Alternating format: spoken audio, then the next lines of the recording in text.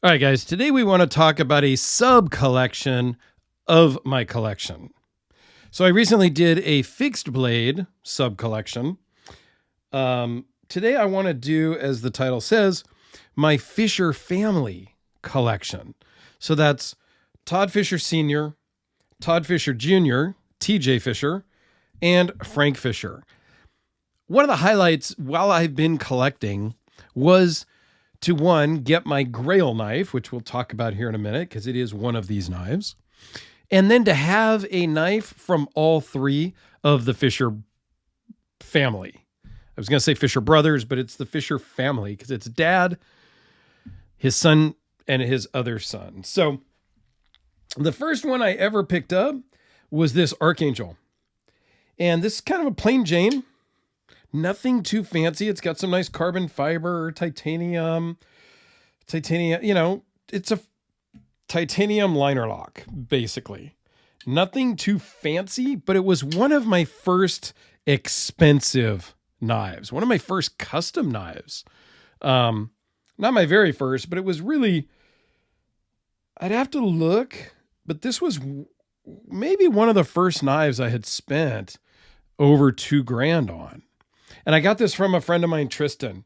And since that time, he and I have become really good friends. I got to see him at this last year, 2023's California Custom Knife Show. He and I got to hang out for most of the day. It was really a great time. And the best part of that show was hanging out with him in the lobby, just talking about the knives that I had brought and the knives that he had brought. That was way better than the actual show. All right, so I got this Archangel from him. This was a total beater. As I look at it closer now, because I don't carry it that often now, there is actually some damage to the blade. So I'm going to need to send this out. I don't know if I need to go back to Todd, but I can probably just send this down to Alex the next time I send him a box of stuff, and he can sharpen that out. Obviously, you can't put material back in, but we can sharpen this up and get it back into decent shape. So again, not something I carry that often. The rest of these, I'm not really sure in exactly which order I got them. This is a TJ Fischer Cobra. This is what he calls a half dresser. It's got sand my blade. It's got a sand my clip, which is one of the best features of this knife. And then he's polished the perimeters. And this one's in Arctic white. We got to take a look at that clip because that is, to me, one of the reasons why I wanted to buy this. This I got from my buddy Chris, Tie Addiction. And yeah, he had sent it to me on loan just to review. And I sent it back to him because it wasn't going to buy it. But a little bit of time went by, and I think we did a trade deal on some other stuff, and I ended up with this one back in my collection. Well, in my collection. I love the sand my clip. I love the sand my blade. This thing is just a rockin' knife. I had owned a previous Cobra, one of his first 10 production, if you will, Cobras, which I really liked, but I ended up selling it. It was a 4-inch blade. This one's like a 3.5. This is a really good EDC size, and it is a fancy EDC user, if you will, because I do carry this one quite a bit. I was actually carrying that today, the day of that I'm filming. All right, then I believe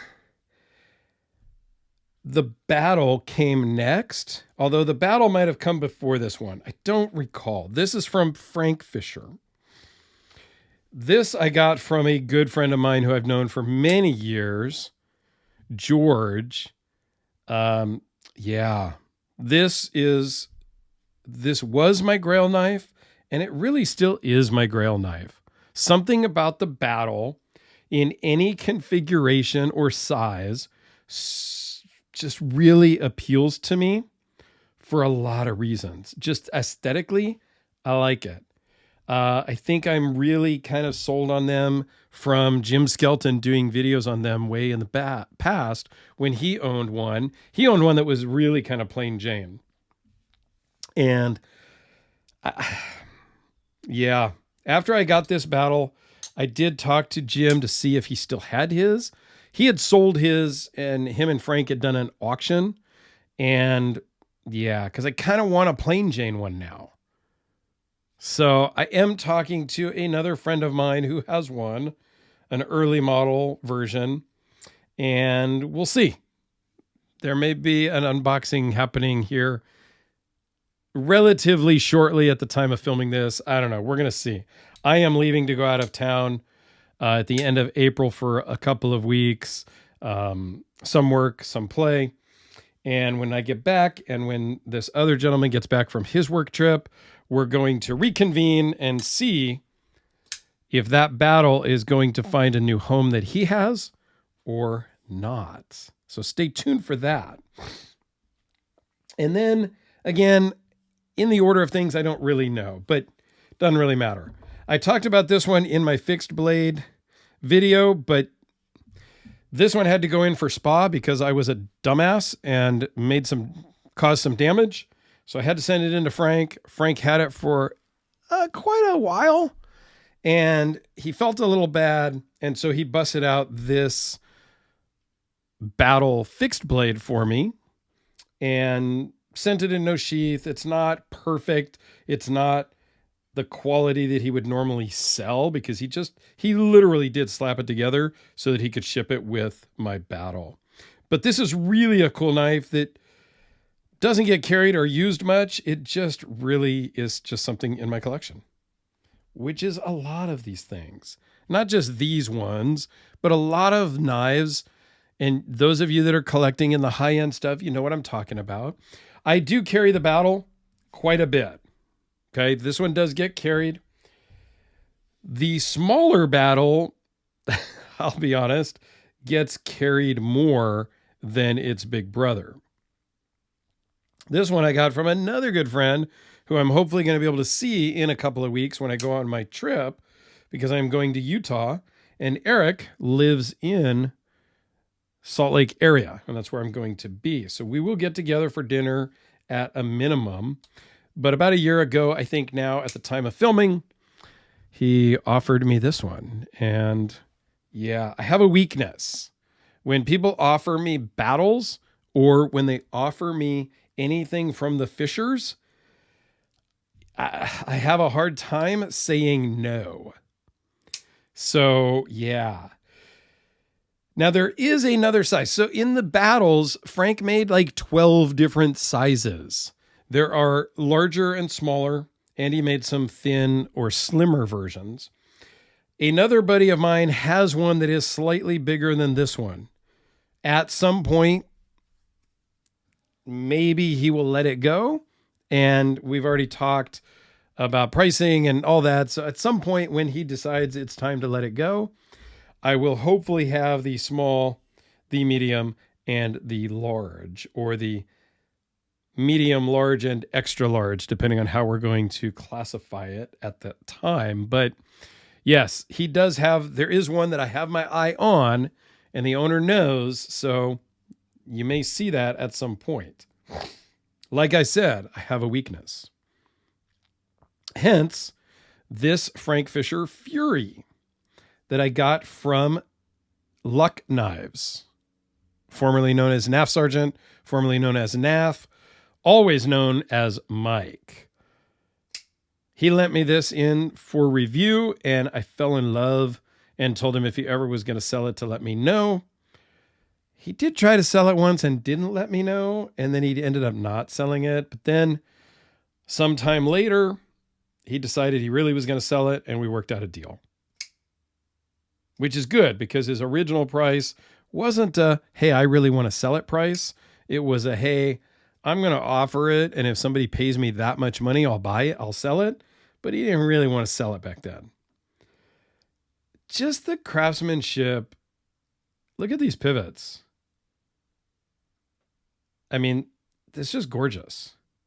Now, the one thing I don't love about the Fury is the pocket clip. It's very dainty.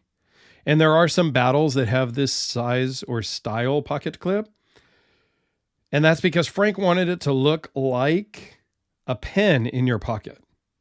So I get the idea. He even used the Sanmai as the backspacer, which I think is totally cool. And I think you can see it better on the inside. Let's see if I get a light in there.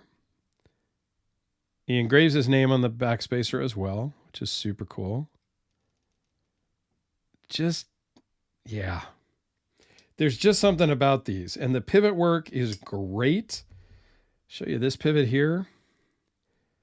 This is like 10 hole pivot, I think they call them. Just beautiful. And I've done videos on all of these before, so I will put a link to my Fischer playlist. I think I have a Frank Fischer playlist and I have a TJ Fischer playlist, but I'll link them both if I can. They're just gorgeous. This one was very cool because when I posted pictures that I owned this, the original owner reached out to me and sent me a bunch of build pictures, told me about the process because he had spec'd it the way he wanted it. This one is unique because it's a countersunk pivot. It's hard to kind of see, but the bolster is chamfered and the pivot is recessed.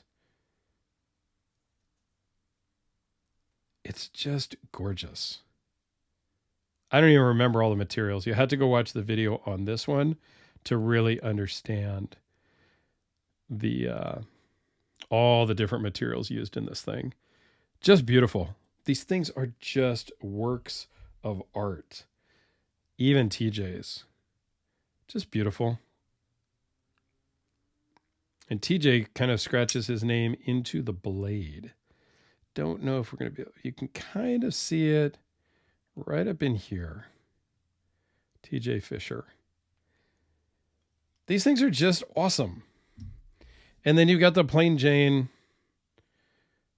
Todd Sr. Todd Sr. does some amazing things too. And what's great about Todd is he's forging his own Damascus.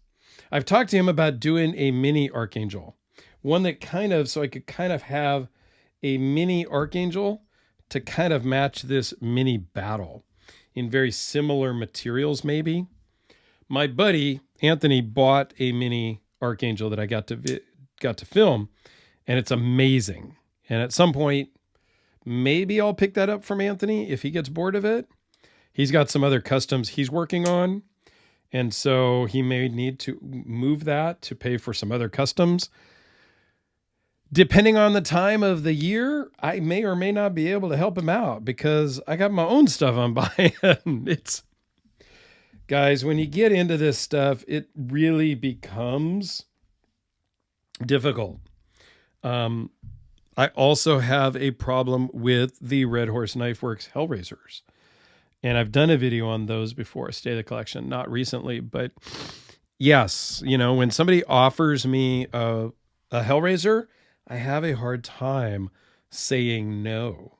If somebody offers me a battle or I see a battle out there that I would like, I have a hard time saying no.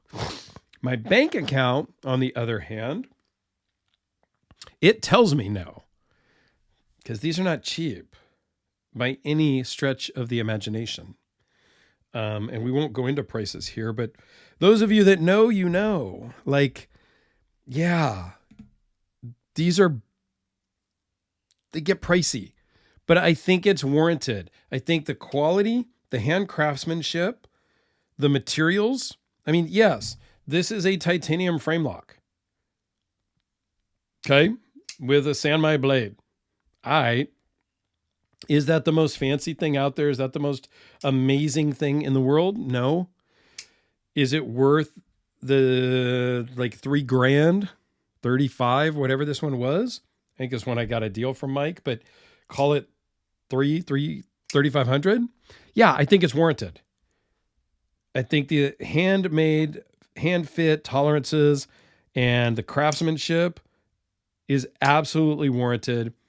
I have no issues with any price that I paid for any of these. This one I got for free, but these other ones, I have no qualms.